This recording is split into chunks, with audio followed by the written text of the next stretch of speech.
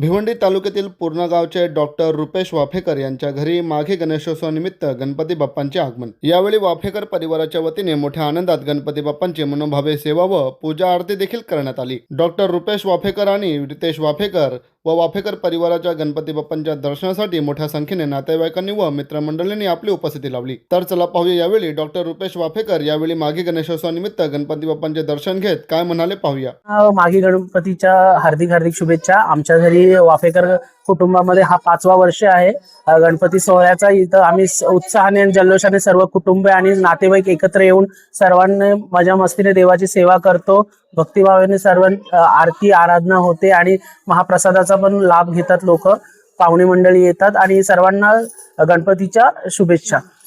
वाफेकर कुटुंबाकडनं सर्वांसाठी म्हणजे आनंदाचा हा वर्ष जावो आणि भरभराटीचा राहो, सर्वांना सुखी ठेवावी, देवाने आशीर्वाद द्यावे हीच ईश्वर चरणी प्रार्थना आहे।